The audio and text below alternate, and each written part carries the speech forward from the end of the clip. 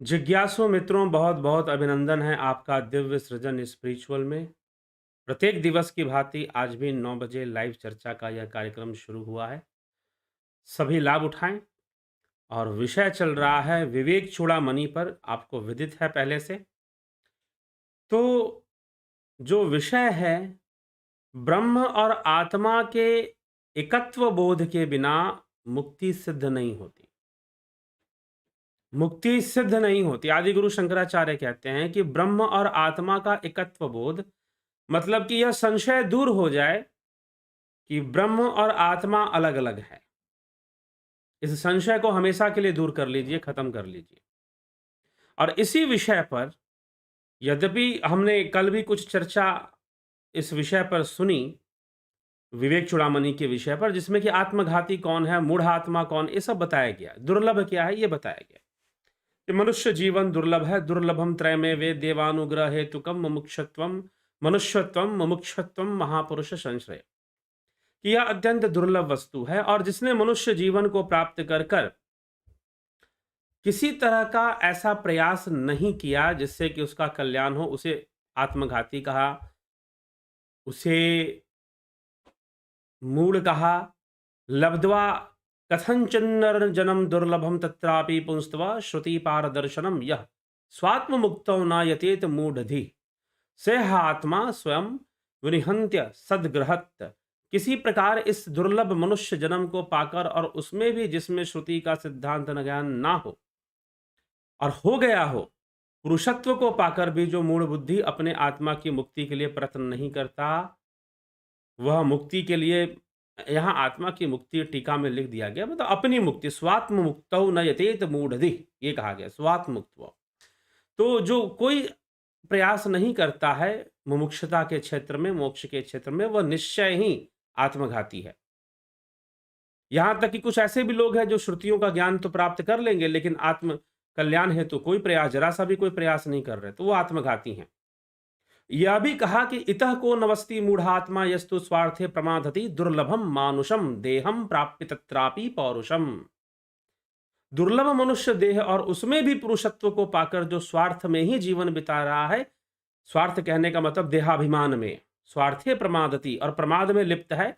दुर्लभम मानुषम देहम प्राप्य तत्रापि पौरुषम।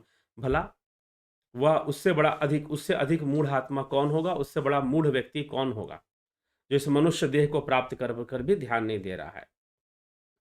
तो इतनी बातें कहने के बाद अब वो कहते हैं कि ऐसे वो, मतलब कि उन्होंने एक संकेत दे दिया कि ऐसे भी लोग हैं जिन्होंने श्रुतियों का ज्ञान तो प्राप्त किया है, परंतु फिर भी वो श्रुतियों के अनुकूल अपने जीवन को नहीं चला रहे हैं, अपने जीवन को नहीं लगा रहे हैं, ऐसे कर्म में नहीं लगा रहे हैं, वैसे अध्यात्म विद्या में नहीं लगा रहे हैं।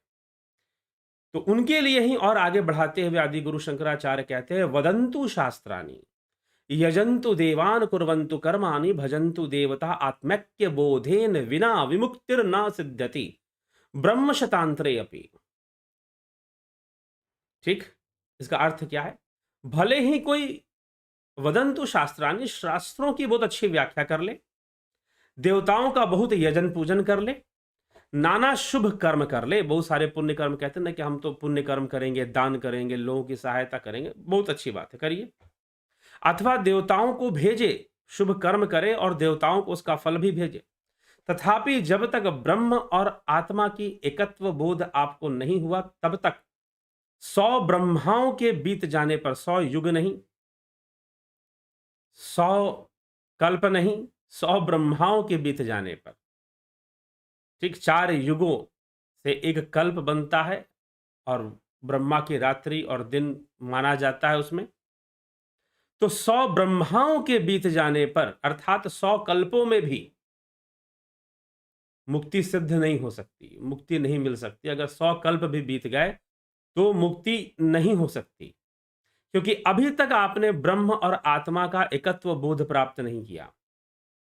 तो वदंतु शास्त्राणि यजंतु देवान कुर्वन्तु कर्माणि भजन्तु देवता आत्मैक्य बोधेन विना, आत्मा और ब्रह्म का एकत्व बोध हो जाना, आत्मैक्य बोधेन बिना, आत्मैक्य बोधेन मतलब ब्रह्म का ही बोध यहां कहा जा रहा है। मुमुक्तिर न सिद्धति ब्रह्म शतांतरे अपि, चाहे 100 ब्रह्माओं भी आपके जीवन में बीत जाए, आप 100 ब्रह्मा, एक कल्प में ना जाने कितनी बार जन्म लेके आदमी मर जाता है,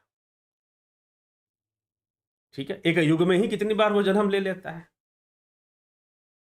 मृत्यु को प्राप्त हो जाता है। तो ऐसे करके 100 कल्प भी तुम्हारे बीत जाएं, तो भी तुम भटकते रहोगे, तुम्हारी मुक्ति तो सिद्ध नहीं होने वाली। ये यहाँ पर कहा जा रहा है, ये समझाने की कोशिश यहाँ पर की जाती है। फिर कहा जा रहा है,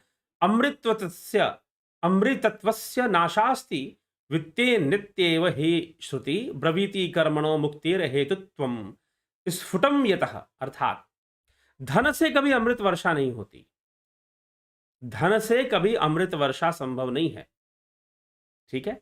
धन से अमृतत्व की आशा नहीं की जा सकती है, अमरता धन से नहीं आ सकती है। वैसे ही मुक्ति का साधन कर्म नहीं है, वैसे ही मुक्ति का साधन कर्म नहीं है। कर्मों से तो कर्म फल पैदा होंगे, निष्काम कर्म की ओर आगे बढ़ोगे तभी तो मुक्ति की ओर आगे बढ़ोगे। तो कर्मों से मुक्ति, वास्तव में मुक्ति किससे चाहिए? कर्म बंधन से ही तो मुक्ति चाहिए, कर्म संस्कारों से ही तो मुक्ति चाहिए। वही तो बंधन है, वही तो हमें कोई ना कोई चीज भोगने के लिए विवश करते रहते हैं, हमें कहीं ना कहीं घसीटते रहते हैं, कहीं ना कहीं हमें लगाते रहते हैं, और बार बार सुख दुख चलता रहता है। है सुख दुख, है चक्रवत विधि की गति, ऊपर कभी नीचे कभी, सुख दुख न रहते सम, कभी आते कभी जाते, कभी चलता रहेगा। तो ऐसे में क्या करना चाहिए? मात्र शास्त्रों की व्याख्या कर लेने से, देवताओं का यजन पूजन कर लेने से, देवताओं का यजन पूजन किसी दूसरे संदर्भ में लाभदायक है और सही है, परंतु जब बात मुक्ति की है, मोक्ष की है, तो वहां पर मात्र शास्त्रों की व्याख्या करना, यजंतु देवान कुर्वन्तु कर्माणि भजन्तु देवता, बिना ब्रह्म आत्मा के एकत्व बोध के बिना कुछ नहीं होने वाला। चाहे 100 ब्रह्मा भी बीत जाएं, ठीक, मुक्ति सिद्ध नहीं होने वाली। तो करना क्या चाहिए? करना क्या चाहिए? अतो विमुक्तई प्रयतेत विद्वान संशयत बाह्य अर्थ सुख स्पृह सनासंतम महांतम समुपेत्य देशिकम तेनोपदिष्टार्थ समाहितात्मा। इसीलिए विद्वान संपूर्ण बाह्य भोगों की इच्छा को त्याग कर, मतलब कि बाह्य भोग जो है परिवर्तनशील संसार है, उसमें ऐसी कामना ना रखे ज्यादा। और संत शिरोमणि, कोई संत हो, कोई ऐसे महात्मन हो जो ब्रह्म और आत्मा के एकत्व बोध के रहस्य को सही से जानते समझते हो, तो उनके उपदेश किए हुए विषय में समाहित होकर मुक्ति के लिए प्रयत्न करना चाहिए। किसी ऐसे योगी पुरुष, किसी ऐसे महात्मा या महापुरुष, यहाँ संत महात्मा कहा जा रहा है, तो संतम जिन्होंने ब्रह्म और, क्योंकि यहां पर यही कहा गया ना, पहले कह दिया गया, पहले ही कह दिया गया कि ब्रह्म और आत्मा के एकत्व बोध के बिना मुक्ति सिद्ध नहीं होती। इसीलिए यहां पर जिस संत की बात की जा रही है कि कोई संत या कोई महात्मा के निर्देश में, उनके उपदेश के अनुसार हमें विषय, उपदेश किए हुए विषय में समाहित होकर मुक्ति के लिए प्रयत्न करना चाहिए। उनके उपदेशों को समझकर मुक्ति के लिए हमें प्रयत्न करना चाहिए। कौन महात्मा? जिन्होंने ब्रह्म और आत्मा का एकत्व बोध कर लिया है, उसे समझ लिया है, उसको जान लिया है, ठीक। तो यह इस प्रकार से यह मुक्ति का साधन कि बिना ब्रह्म और आत्मा के एकत्व बोध के बिना मुक्ति नहीं होती। चाहे तुम शास्त्रों की व्याख्या कर लो, देवताओं का यजन पूजन कर लो, व्रत उपवास बहुत सारी चीजें कर लो, शुभ कर्म कर लो, फिर भी नहीं होती। जिस प्रकार से धन से अमृत वर्षा संभव नहीं है, अमरत्व की प्राप्ति धन से संभव नहीं है, वैसे ही कर्मों से मुक्ति संभव नहीं है, निष्काम कर्म से है। निष्काम कर्म से हम मुक्ति की ओर आगे बढ़ते हैं। तो कर्म तो बंधन का ही कारण बनते हैं, कर्म तो हमें बांधते ही बांधते हैं। इसीलिए आत्मा और ब्रह्म का एकत्व बोध जब तक ना हो जाए, तब तक मुक्ति सिद्ध नहीं होती। तो जिज्ञासु मित्रों, लाइव चर्चा में प्रत्येक दिवस 9 बजे हम यहाँ उपस्थित होकर इन विषयों पर, आध्यात्मिक विषयों पर हम चर्चा ले आते हैं, करते हैं, मिलते हैं आप सभी से प्रतिदिन। तो जरूर आप इसका लाभ उठाते होंगे और दूसरों तक भी आप इसको अवश्य ही शेयर करते होंगे, पहुंचाते होंगे। तो बहुत बहुत अभिनंदन है आप सभी का इस कार्यक्रम और इस चैनल में। और भी कई विषय हैं जो निरंतर आगे बढ़ते रहते हैं, चलते रहते हैं, उस पर चर्चा करते रहते हैं। विवेक चूड़ामणि को भी हमने अपने इस कार्यक्रम में ले लिया है और उसकी संपूर्ण व्याख्या हम यहाँ पर करेंगे। तो ब्रह्म और आत्मा का एकत्व बोध कैसे होगा? जब ये संशय ही दूर हो जाए कि ब्रह्म और आत्मा अलग अलग हैं, मात्र अध्ययन से नहीं, अनुभव के स्तर पर, ध्यान योग से, और यह संशय कब दूर होगा, ब्रह्म आत्मैक्य बोध की स्थिति कब बनेगी, तो तुरीय अवस्था में, चतुष्पाद में बनेगी।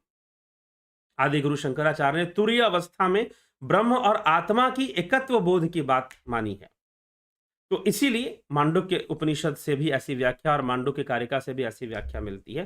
तो इसमें बस एक उपदेश दिया जा रहा है कि बहुत शास्त्रों को व्याख्या करने से या फिर बहुत घूमने फिरने से और यजन पूजन करने मात्र से सब कुछ नहीं हो जाएगा।